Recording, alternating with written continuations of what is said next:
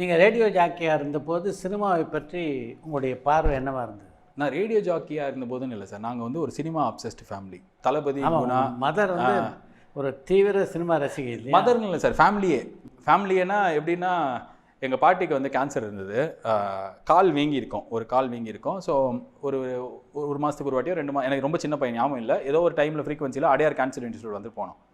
So ஒவ்வொரு வாட்டி வரும்போதும் காலையில் போயிட்டு நைட்டு தான் எங்கள் அம்மாவும் பாட்டியும் வருவாங்க. எனக்கு அப்போ சின்ன பையன் தெரியாதுல்ல. ஒரு வாட்டி எங்கள் மாமா வந்து செம்ம சண்டை போடுறாரு வீட்டில், எங்கள் அம்மாவையும் பாட்டியும் பிடிச்சி கத்துறாரு. என்னன்னு பார்த்தா எங்கள் அம்மாவும் பாட்டியும் போய் சொல்லி ரோஜா படத்துக்கு போயிருந்தாங்க, ஆஸ்பத்திரிக்கு போகிறேன், ரோஜா படத்துக்கு போயிருந்தாங்க. ஸோ எங்கள் மாமா கத்திட்டு இருக்காரு. ஸோ அந்த மாதிரி ஒரு சினிமா பார்க்குற ஒரு ஃபேமிலி.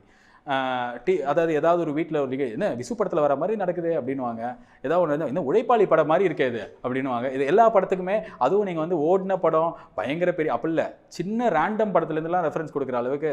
ஸோ சினிமாவுக்கு அதாவது ரேடியோக்கு வரத்துக்கு முன்னாடிலேருந்து இதுதான் நான் ரேடியோக்காக ஸ்பெஷலாக எதுவும் மாற்றிக்கல, சினிமாக்காகவும் ஸ்பெஷலாக எதுவும் மாற்றிக்கல. ஒரு மிடில் கிளாஸில் இருக்கிற ஒரு பையன் எவ்வளோ சினிமா பார்ப்பானோ அதோட அதிகமாக பார்த்துருக்கேன். அதை பற்றி வீட்லேயும் நாங்கள் பேசுவோம். ஸோ அதனால் சினிமாவை நான் எப்படி பார்த்தேன் அப்படின்னா, அது ஒரு என்டர்டெயின்மெண்ட் மீடியம், அதில் இருக்க எனக்கு ரொம்ப பிடிக்கும். அது வாரத்தில் 7-8 படம் பார்க்குற ஒரு ஃபேமிலியில் இருக்கிற.